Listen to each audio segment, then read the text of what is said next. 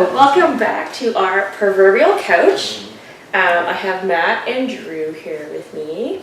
Thank you so much for joining. This is the second part of our self-care mental health series. So I thought it'd be really interesting to be able to sit down with the two that I spend probably the most amount of time with in the morning. How are you guys?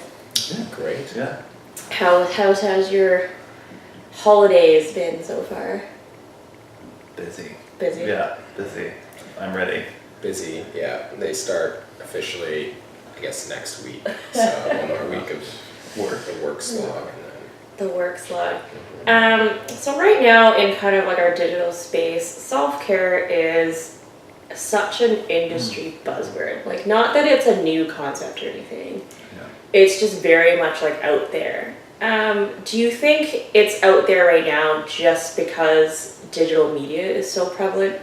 Or do you think that it's a movement that's really putting more light into the importance of mental health as opposed to just physical health? You want me to say it first? you go first. Okay. Yeah. Classic. Pass the buck. I kind of feel like one of the reasons that it's out there is because of social platforms in regards to mental wellness. And people bandwagoning that. Mm-hmm. But I also think that it's really prevalent largely because it's a rather ubiquitous term, and what self-care actually constitutes, no one is effectively defining, because I don't know if you can effectively define it. Right. You know what I mean? So it's a term that is not a term. It's like saying you like something. It's sort of a descriptor that is not effective. Yeah, I agree with that. I think like this whole idea of self-care and like this idea of wellness is so poorly defined. Yeah. It opens up a lot of room to, mess around with that and maybe use it inappropriately. But I think it, in terms of social media and the way things are going, I think that's just a little bit of the era of who's getting affected by this perception of wellness, right? Like it's our generation coming through kind of this digital age, and then at the same time, throughout, the corporate world, through, the workplace, the acknowledgement that, wellness is really important for productivity at the same time. I think those two things kind of going in concert has made it really, it's been idealized, this perception of wellness and what that means. And then most of the time people have no idea what it means. And so when I think about it in terms of wellness and self-care, it's really kind of this multifaceted thing. And it's kind of completely like not a dictionary definition, but obviously one part of it is physical health, and that's the piece that's easiest to identify in all of us. Like, what is your physical health like? But then there's the mental health piece. But there's also this whole other piece that kind of gets ignored, and that's really the non-physical, non-mental health parts of your life that really contribute to your overall wellness. And that's kind of your living space, your environment, your relationships, and those kind of things all feed back into your mental health and physical health. And so when we talk about self-care and wellness, just like they used to focus too much on the physical health, now there's a little bit too much focus necessarily on the mental health, and there's less focus of how wellness is actually influenced by everything that is around you in your environment that you interact with every day. And that's really important, and it gets neglected a lot too.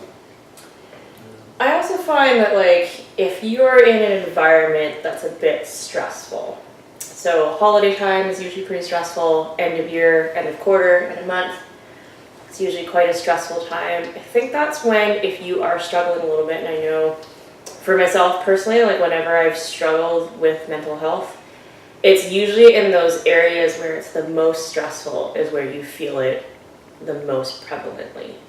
And I know that for a lot of people out there, they'll take like a physical sort of manifestation, so they'll go to the gym or they'll go for a run, and that's a way to kind of relieve some of that stress. But I find that you can get to a point where even doing those things is incredibly hard to do. Would you agree with that assessment? Yeah, absolutely. I mean, I think how how you end up internalizing stress or fatigue on your body and your mind is, I mean, that's going to change person to person, but yeah, absolutely. I find it really difficult to get up in the morning. Yeah.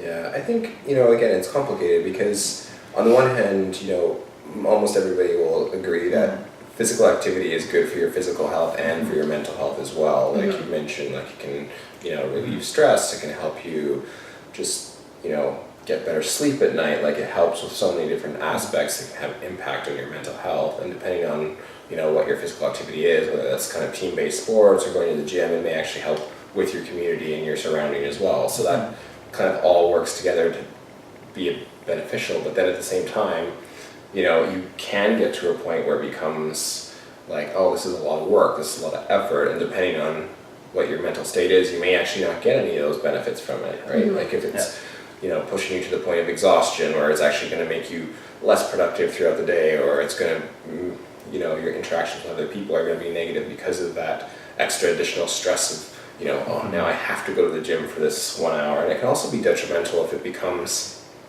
kind of like obsessive compulsive behavior as well. So, that can all play back on each other, and it can be potentially very negative depending on the space you're in. Right. Do you find it's isolating? In which way isolating? So in part one of this series, a lot of it's reflective on my own journey as an athlete, as a coach, and just as someone who participates in a lot of physical activity and physical well-being. And any of the mental health struggles that I have had, I've found to be very isolating. It's more of a space where, okay, like I feel a little bit better today, so I'll go to the gym. But I don't really feel like I'm there in mind.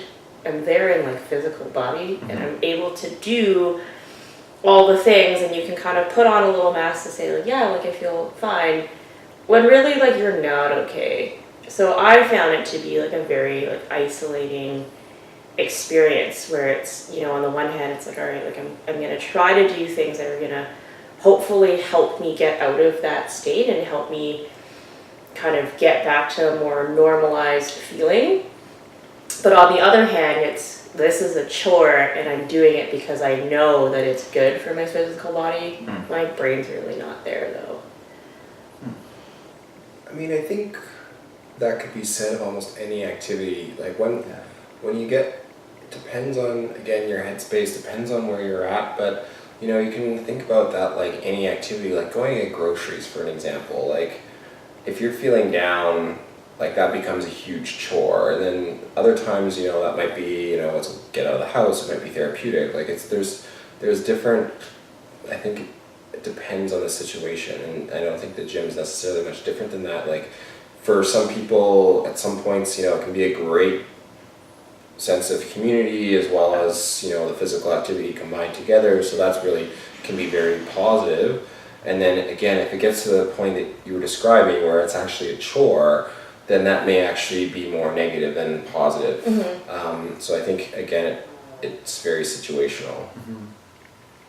I would just connected to that though, how does that, in your mind, come around in regards to wellness? Because to Matt's point, like physical, mental, and then, social and environmental wellness are all facets of that. Yeah, I think, I definitely agree with that assessment. I think that they're all kind of intertwined, right? So if you've got a really good kind of mental health, you're more likely, not exclusively, but I feel like you're more likely to engage in positive things to attribute to your physical health, and positive things that will attribute to your social kind of well-being, maintenance of relationships and things like that, and ensuring that your overall environment is conducive to your overall wellness. I think when people are kind of in mental health states that are, a little bit depressed, and it's starting to kind of trend downwards, at least for myself anyway, like there is still an awareness of, trying to keep the other kind of, if it's like a triangle, right? Like you're trying to keep those, you're trying to keep those other kind of legs up still, and you're trying to keep those areas elevated in hopes that if you continue to nurture those and you continue to cultivate those, that hopefully it will bleed over some positive energy into your negative mental state. Hopefully. It doesn't always happen that way, but I think the kind of goal has always been, well, at least if I can focus the small amounts of energy that I have to the one aspect that hopefully it'll inspire me or it'll bring me back to a state where I can focus on those other areas. I've been reading a lot of articles lately, and that perhaps, and you can speak to this a little bit more, but I'm wondering if this kind of hyper focus on wellness and self-care and those types of things is really a highlight on the lackings of the availability of access to mental health care within our healthcare system. Yeah, I mean, this is kind of more of a historical piece, but the way that I think there's a couple important things to distinguish. The first is that there's a difference between health and healthcare, right? The way our healthcare system is designed is to fix things that are broken. So, you know, when people are kind of at the far end, it's like this idea that you can somehow like claw back at whatever's going on and get someone back to perfectly brand new, which is completely impossible for anything. And so, you know, our healthcare system, at least in Canada with the public healthcare space, is really, the initial part was designed around physical health when people were kind of at the end of what they can kind of take. And that's where we kind of have universal coverage for those emergency situations, right? And then the mental health care that evolved out of that was also built on this emergency care kind of model, which is where somebody can be spiraling out of control for so long that they end up, you know, making terrible decisions and end up in the emergency room, or they end up with very, you know, complicated mental health issues, which, you know, at the end of the day, that represents a very small portion of the people that actually have mental health issues, and the rest of the population is not well served. And I would argue that most of the population with mental health is not well served with this model, because it involves this cycle of,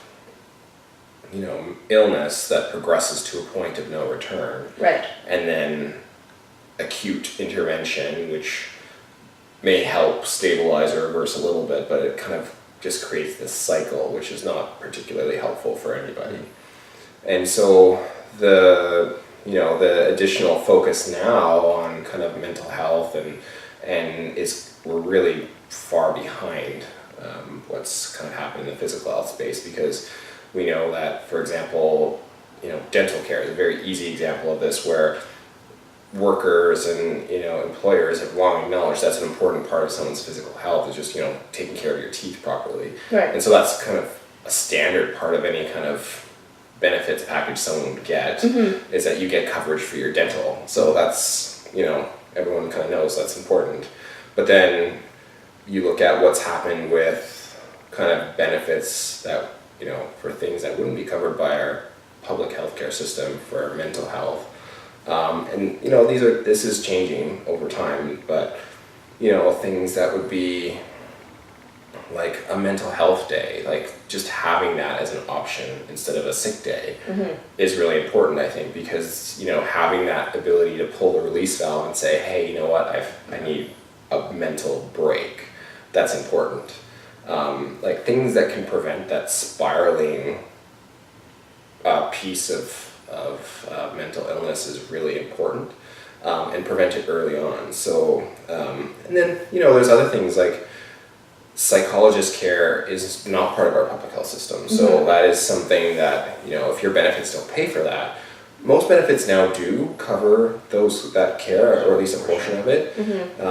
So, but still, is, you know, it can be an impediment to people that are actually seeking to be healthy, you know, and avoid that kind of spiral behavior. So I think, you know, things have gotten better, but there still is this kind of historic issue with the way our whole healthcare system is built, and also this kind of idea that there's healthcare and then there's health, right? So the health is what people want, And the healthcare system, the way it's built, is really just to prevent people from going to the absolute extreme end of illness. Right. So it's not perfect.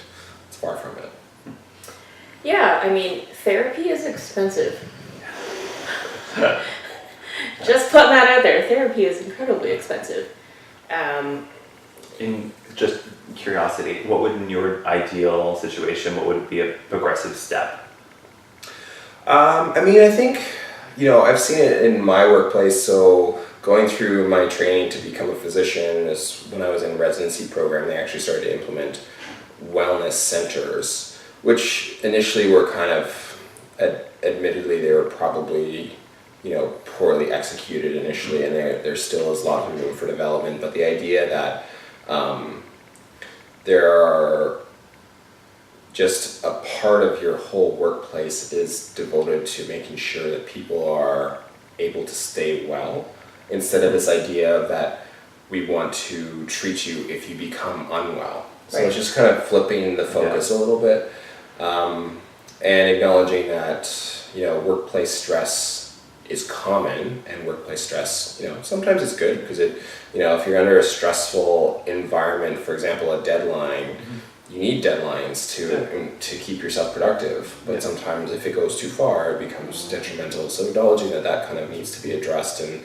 that it's okay to take a day off, and like that whole, it's just a mental perspective on what the workplace should be. So that's changes happen, but I think employers need to take the initiative to acknowledge that wellness is important to integrate into their whole the whole society of their workplace, right? So if the more people acknowledge it's important, the easier it becomes to talk about it, the easier it becomes to say, hey, I'm taking a mental health day.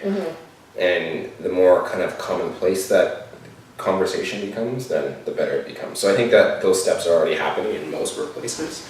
But I think, integrating it into benefits and all those things are better for the employer too, because if your worker is well, your worker is more productive, and you're going to have a, better output from them. So it's in their best interest to address it early on. And when you think about like how common depression is and how common mental illness is, if you can keep your workers healthy in all aspects, it's definitely going to be better for your business. So, but I think that you asked what should change. I think there is some change already happening, but really acknowledging from a workplace perspective that this is common. There are things you can do to prevent yourself from becoming unwell, and some of those things are directly part of the workplace. So really taking that and owning it as a employer would be important. Yeah, I think there's still a lot of shame's maybe not quite the right word, but I think people, especially like when you're at work and you get those allotted sick days, a lot of people are very reluctant to take it for mental health. They're just like, oh, I have a cold or I have the flu, so that justifies me taking a day off because I'm actually physically ill. But if they're not doing very well, or they're experiencing depressive episodes or depressive symptoms, a lot of people I think are still very shamed to say, I just need to take the day today to reset myself back to normal.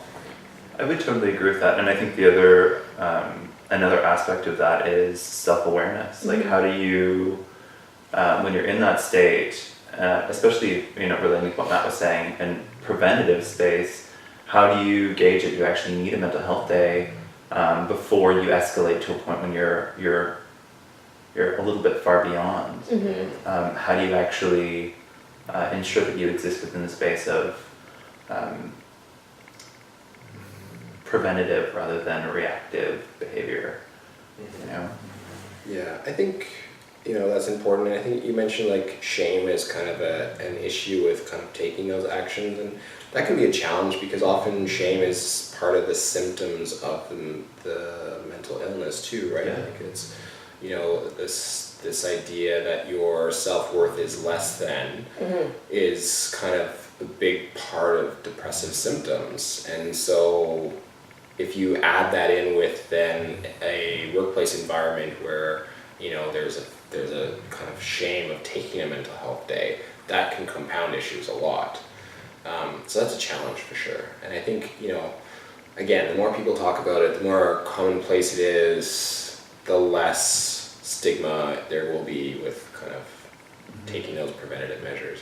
And I think too, like just in terms of the general conversation, like I think it's important to acknowledge that, taking a mental health day isn't going to fix it for everybody, and, going to see the therapist is not going to fix it for everybody. Mm-hmm. And some people are going to need medication, and some people are going to need, hospital intervention at times. And I think that's also important to acknowledge that sometimes that happens, and that's okay. Mm-hmm. And that is, that we were talking about shame, it's important to acknowledge that that is part of mental illness. Like, just like any other illness, you might need more aggressive treatment than somebody else. So acknowledging that spectrum and that there is, differences from one person to another, and it's an illness. It's not something that you can control necessarily. I think our digital space is kind of like a two-sided coin. So on the one hand, it's, it has allowed the broader society to kind of talk about, hear about, different sorts of issues that are happening within ourselves without as much of a fear of stigmatization for it. On the other hand, it also helps to really highlight that stigmatization is still very, very, very prevalent within our society. There is a lot of shame for people taking the time that they need. There's still a lot of shame about admitting that they are suffering. There's at least in the athletic realm, a lot of kind of provincial and national sporting organizations, when their athletes are competing at like the highest level possible, we have a plethora of resources on staff. So we have staff nutritionists, we have physiotherapists, we have doctors, we have sports psychologists, we have our trainers, our coaches. We have all of that at the disposal, and part of that's to ensure that if you are competing and that is your primary focus, that all of those aspects of your life is taken care of, and it's not just, are you physically able to compete in this sport, but are you sleeping enough at night? Are you eating enough? Are you eating things that are good for you? Is your mental state in a good place where you can be productive? Not everyone has access to that plethora of resources that's out there. So I think a lot of times, like I see this when I work in rugby at the provincial level, there's a lot of young athletes that, they're at stages in their lives where they're still figuring out a lot of stuff. There's a lot of things that are really overwhelming. There's a lot of pressure. And sometimes you can just kind of sense that like they really don't know where to go, who to see, how to talk to you about it, and how to not feel shameful about saying, I need some assistance in this area. Because I think a lot of the times, especially as athletes, like we're expected to be strong. From everything from your physical strength to your mental strength. But some of that stuff starts to break down, and I think a lot of bigger organizations really only start to hyper focus on it when there's extremes that happen within that space. You'll see a lot of athletes that, they're competing at the highest levels and they've been able to achieve a lot of really great things, and they've kind of just been suffering in the background that entire time, and they've been able to kind of compartmentalize what that looks like, and they say, okay, like all of my energy and all my focus is going to be on this one thing. I don't necessarily have the time to deal with that, and when they're not in that space anymore, all of those things that they've just pushed off to the side just really come to the forefront, and sometimes the extremes happen where athletes will commit suicide, and that's usually I've found that's usually when there's the biggest focus on we need to take better care of our athletes, and it's the same in the workplace. We need to take better care of our employees because you don't want them to get to that point. And I think it's really important to recognize that one of the biggest symptoms is to mask what it is that you're feeling, because you don't want to burden anybody, and you don't want to feel shameful about it, and you don't want to you know, not really admit that you need help, but it's like maybe you just don't know where to go to get it. And some of the people that have, you know, unfortunately felt that that was the only thing that they could do to relieve their pain was just to end everything. From the outset, they look super happy, you know, and it's just a mask. And so I'm wondering if that's something that you guys notice, if it's, you know, things that, you know, as friends, as support networks, if there's ways that we can see what that is, and if there's ways that, you know, you can find support within your own network.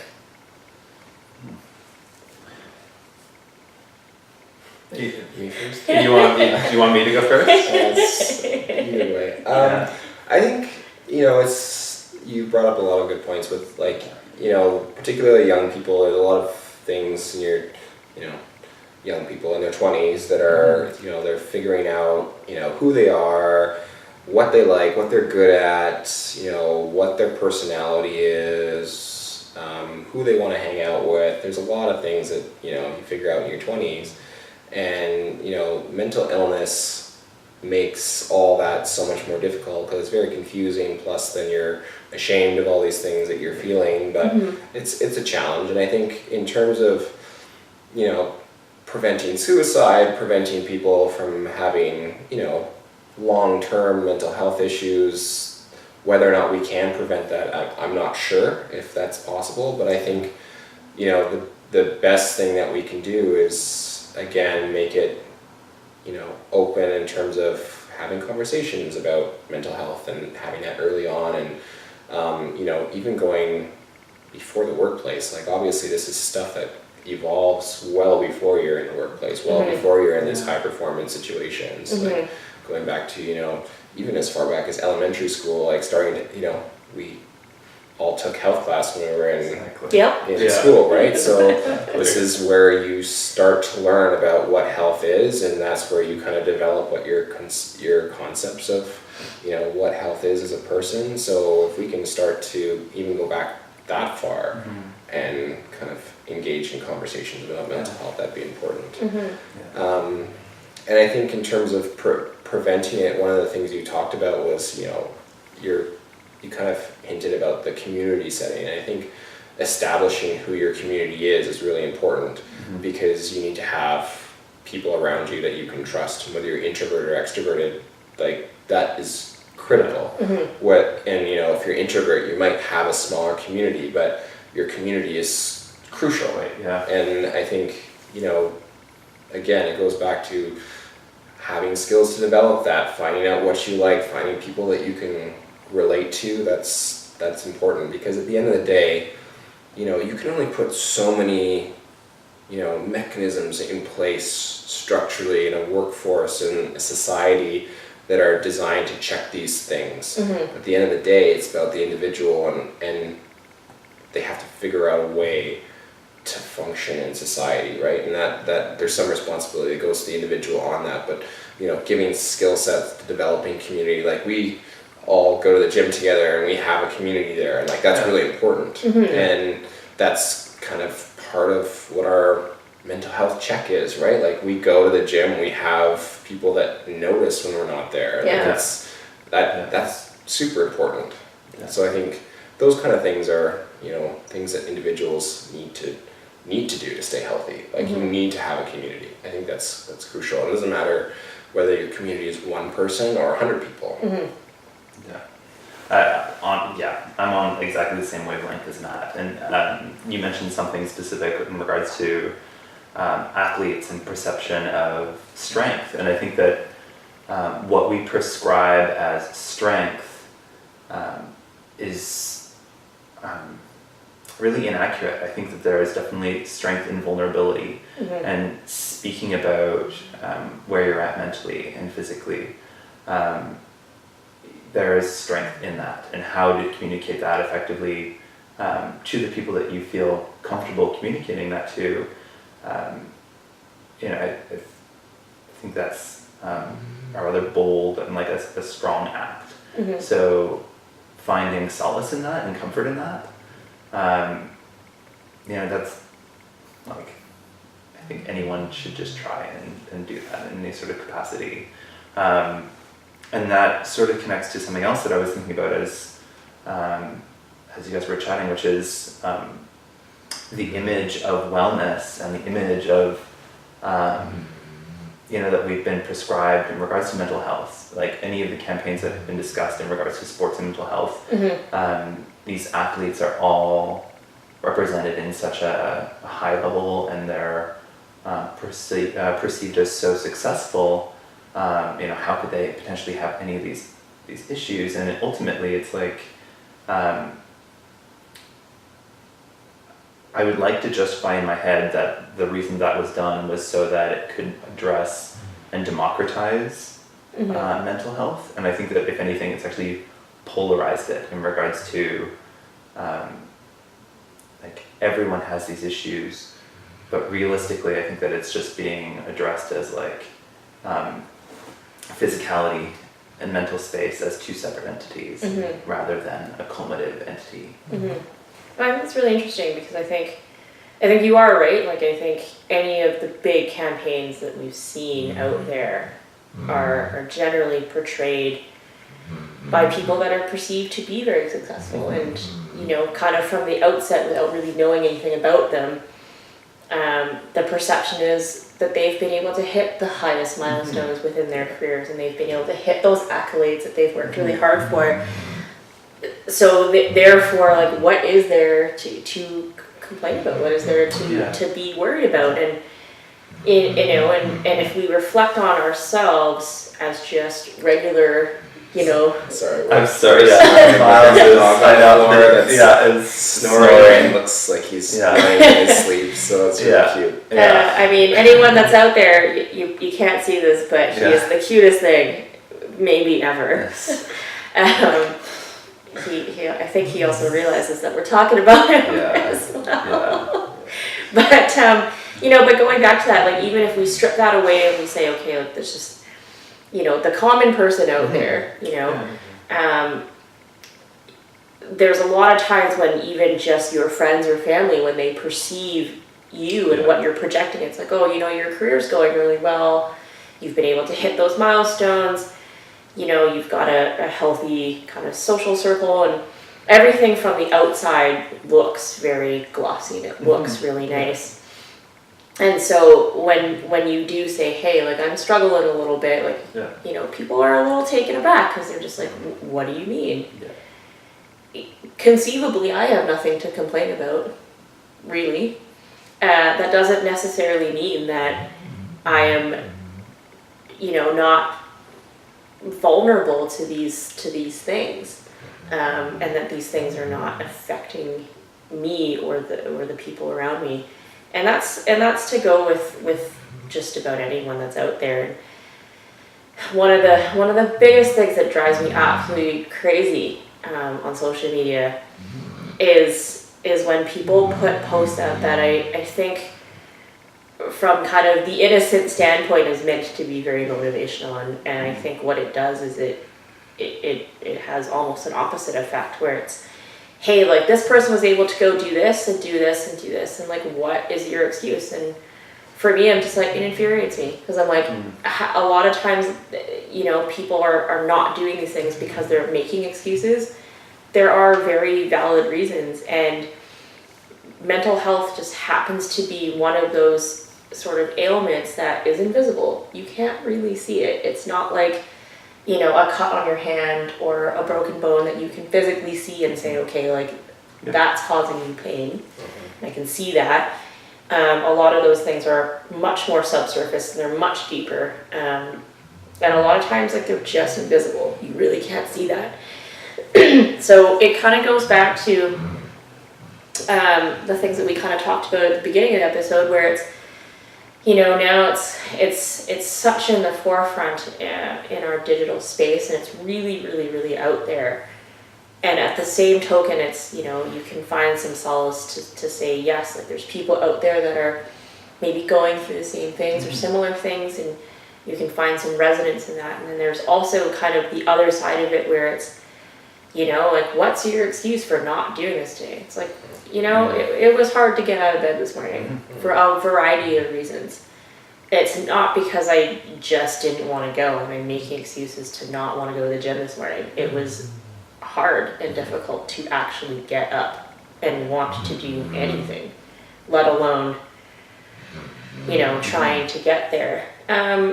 Do you think that, and you know, we're all kind of in that space where we are a little bit older, but I think if you were kind of, you know, an adolescent, think back to like late teens, early 20s in this digital era, because a lot of our time in that space would have been not in digital space. Yeah.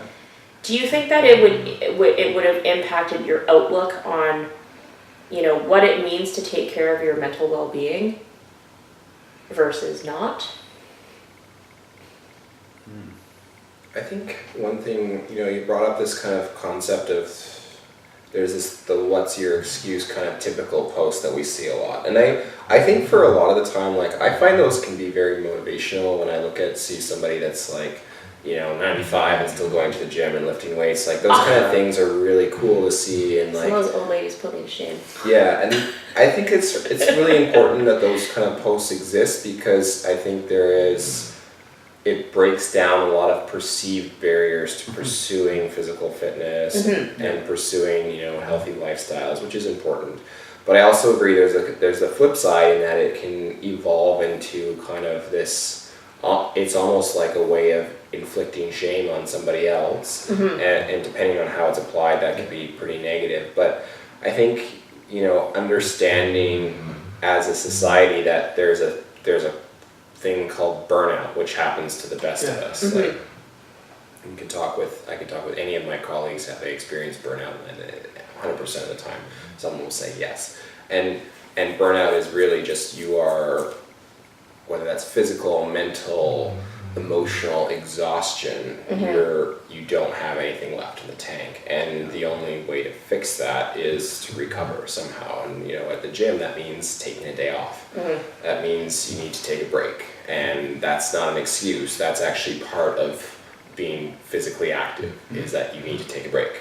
Sometimes you can't go 100% ahead all the time, because it will be counterproductive to your physical health.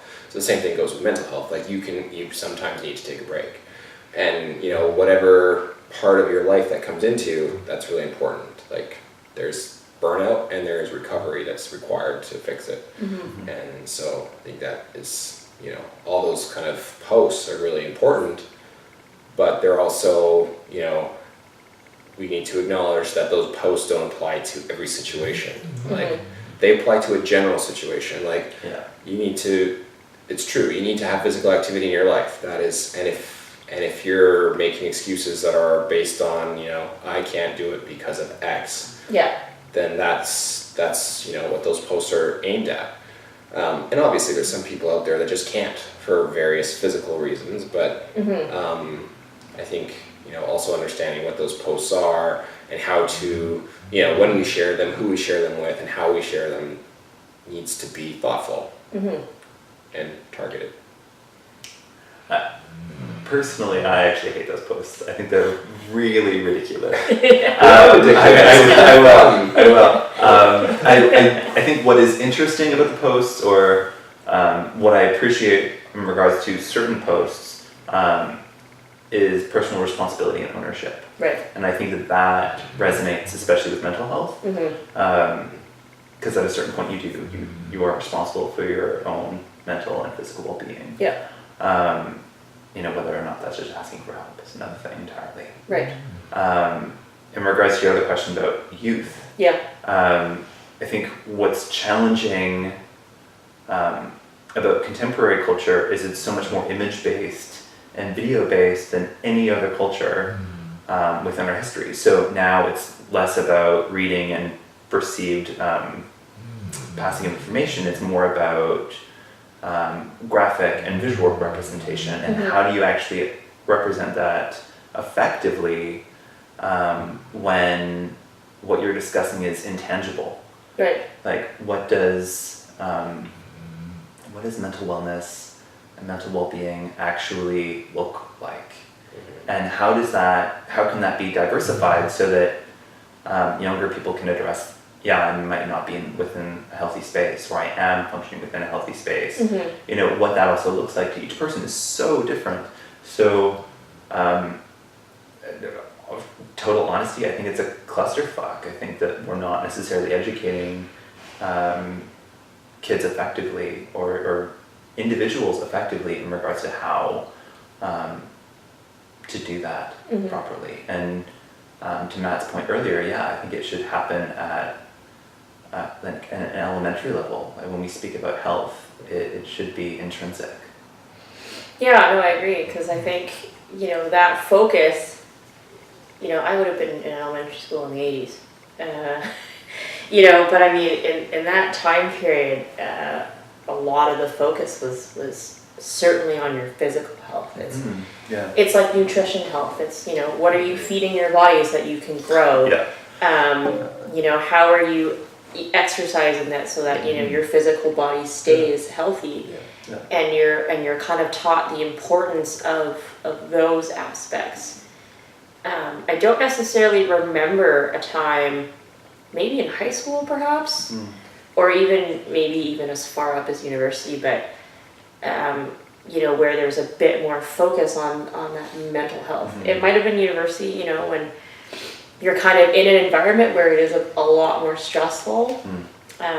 Some of the highest suicide rates are with university aged people, generally in their first few years, not even towards the end. But it's that overwhelming environment, it's that overwhelming stressful environment. It's also coupled with, that's the time in your life when you're really making a lot of self-discoveries about yourself and your identity and where you want to resonate in the world. And so all that time is just a confusing time in general for a lot of different things and a lot of different aspects. And so you kind of couple that in with academic stress, and people just really don't know what to do. University was one of the first times where there was access to mental health care that was free. It was part of your tuition. You could go and see a clinical psychologist on campus. And a lot of times you were encouraged, especially around like midterms, finals, those really, really stressful points in the year where, hey, if you just need to talk to someone, neutral ear, someone who's just going to sit and like listen. There's no bias there because they don't know you personally.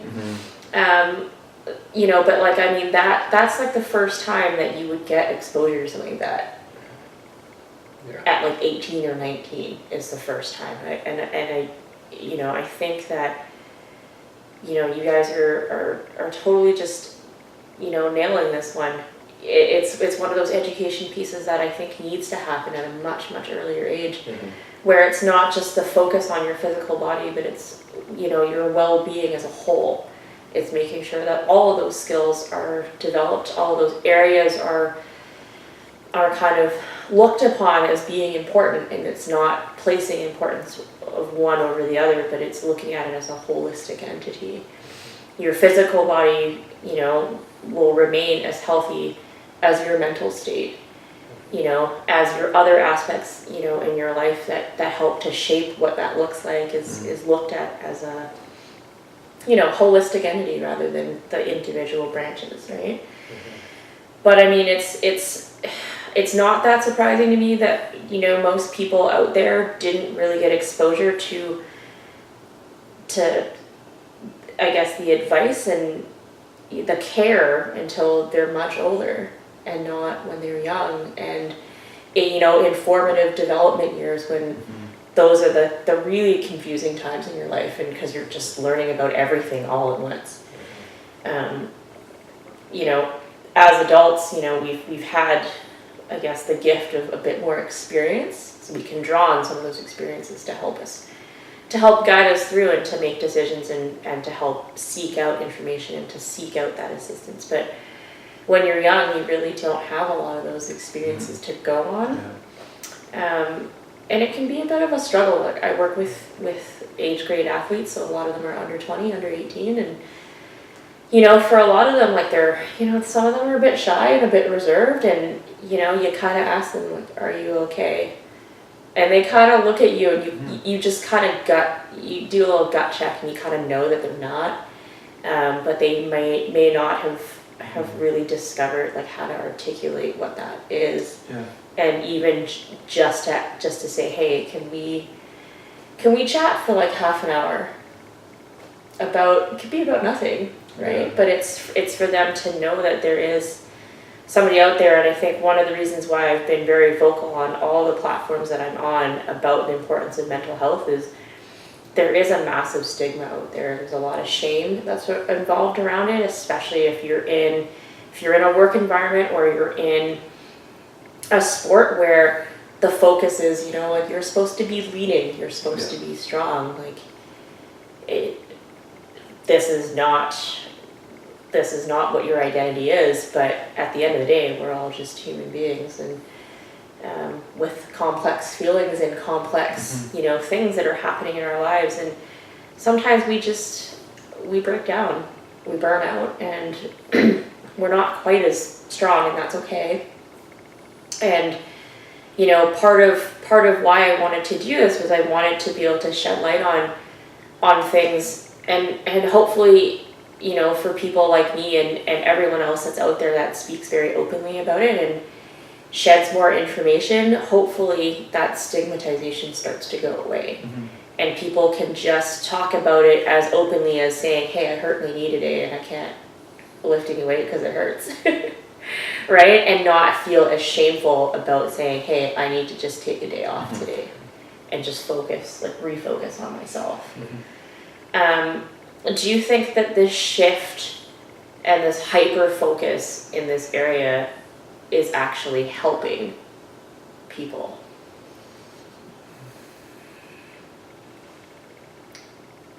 I want to say yes, and I also want to say no. I think it depends on the execution. I think what's great about people discussing it is it creates a platform for other people to actually do self-checks and communicate where they're at.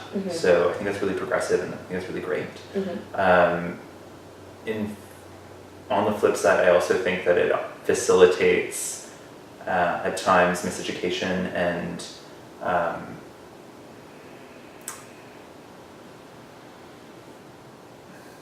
the pendulum swinging a bit too far, Right. if that makes any sense. Like, I think about dieting. Like, dieting's an excellent example. Everyone has to have a diet that's effective and works for them. Right. Engaging their own body, and we hear about all of these immense and aggressive diets that take people way too far. And I see the same thing in regards to mental health space. So, yes and no. Yeah, I think the biggest problem that I see with, like, I agree with you. It's important that people are talking about it, and this is, the focus on mental health, and that's really been great to expand the conversation, make it more normal and less stigmatized. But at the same time, it's kind of like the diet parallel. Like, there's this belief that, if you eat right and you do physical activity and you balance everything in your life appropriately, and if you do all this stuff, then you're going to achieve this perfect mental health.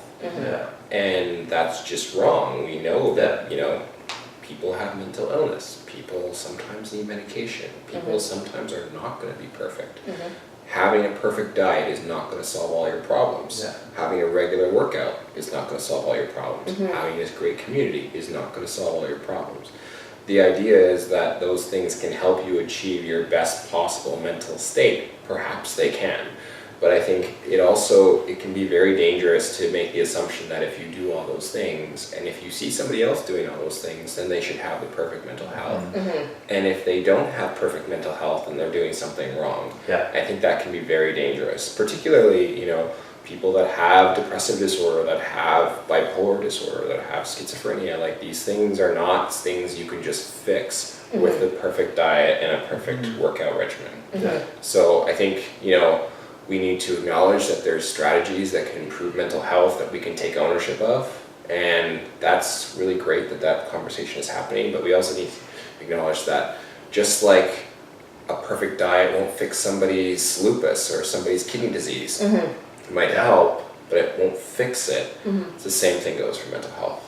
And we need to kind of have that balanced viewpoint. Yeah, and I think right now, with aspects to health in general, people are always looking for those like quick fixes. If I do this, then this will occur. And to some extent, it starts to fix some of the issues, but I don't necessarily think that it's just a band-aid that you can fix for everything. Yeah. It's, you know, if you eat healthier, you'll feel a little bit better, and you may be able to achieve, you know, that physical health that's beneficial for you.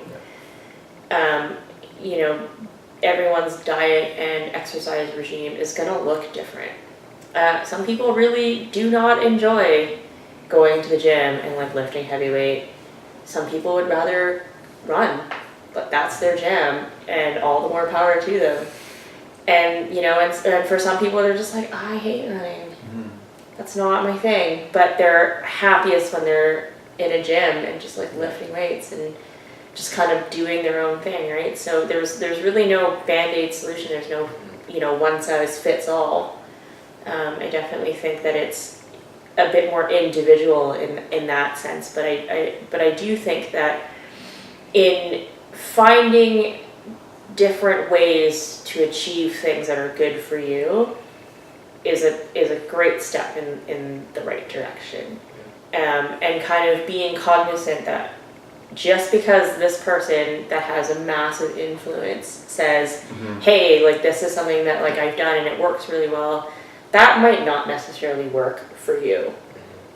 And even if you were to follow it to a T and it doesn't work, you can't, you know, I think people are just getting caught up where it's like, oh, but I did what, you know, X, Y, Z. I did everything that, you know, this other person did, and I did not get the same results, or I did not feel the same way. And it's, you know, this is not the sisterhood of the traveling pants. Like, it doesn't fit everybody, right? Like, it's definitely not a one size fits all. It is, I can take parts of this because this will work for me, and I can take parts of this because it'll work for me, and I combine it together into my own little regime, and that's what works for me. But it won't necessarily work for you, and it won't work for you, right? But I think there's that pressure out there to conform to, you know, what the broader society thinks you ought to do, and defines what you know, what we think that we should be striving for, and how we should be getting there.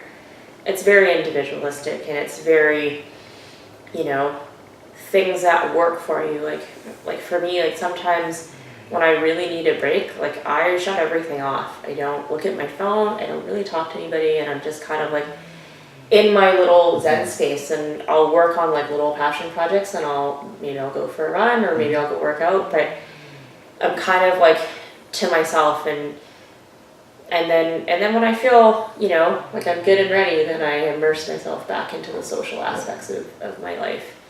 You know, but sometimes like it's good to recognize and to be self-aware that that's what you need to be well. Yeah. It might not be what someone else needs to do when they're feeling unwell, but that's what I need to do when I'm feeling unwell. Any final thoughts about that? I feel like you touched upon it as well, where you see other people doing these sorts of tactics. And I think that we culturally need to make a space where if something works for us, we don't prescribe it to other people as well. And that we leave a space for other people, for them to discover what works for them, and also for us to be tolerant of what works for other people, even if it's different from what works for us. Yeah, I think, you know, this kind of, it all weaves together in the conversation about what wellness is. Like, wellness means one thing to one person, and they achieve wellness in a different way than somebody else does, and everybody's got their unique characteristics that's going to make that difference. So, but I think the more we talk about kind of wellness overall, the more it helps people kind of figure that out, wellness is to them Yeah. and what they need to do to kind of achieve and maintain that, and whether that is, you know, diet, exercise, you know, meditation, yoga, or, you know, some people that are going to need, you know, medication, that are going to need, you know, Yeah. therapy, like making sure that we acknowledge that this is, you know, common, this is, and mental wellness is important, physical wellness is important, and, you know, helping each other achieve wellness is important as well. I think the other thing that's kind of interesting, and this is kind of maybe something that can be talked about another time, but the idea of kind of setting goals within our, you know, our physical activity is very common, but that should also be kind of integrated into our mental wellness as well. Like, setting goals can be very important in helping us understand our own thought process and helping be a little bit more aware of our mental health. So if we can kind of integrate that goal setting mentality just in terms of understanding your own mental health and how you interact with individuals and how you kind of self-reflect is going to be important. Yeah, I think that's a really interesting point for us to end on. A lot of times, you know, we set goals as a society for things to be productive. So, you know, you set a goal for work, you set a goal for school, you set a physical goal, and it's something that you work towards, but in that kind of mental health, mental well-being status, we don't, as a society, tend to look at that in the same manner. We don't really tend to set goals, and we don't tend to talk about it in the same fashion. And there's always kind of this shame and stigma around admitting if you are suffering or if you have issues.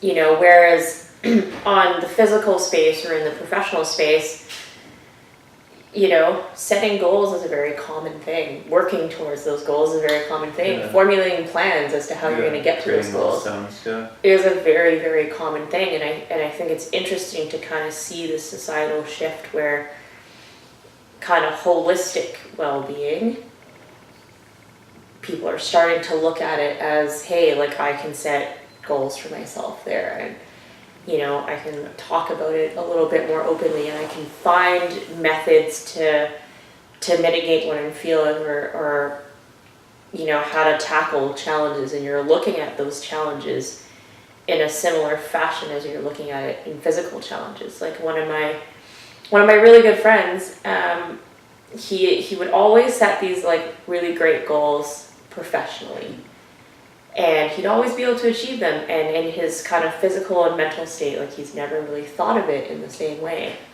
And I asked him once, just as a thought-provoking question, it's, you know, why do you separate the two things?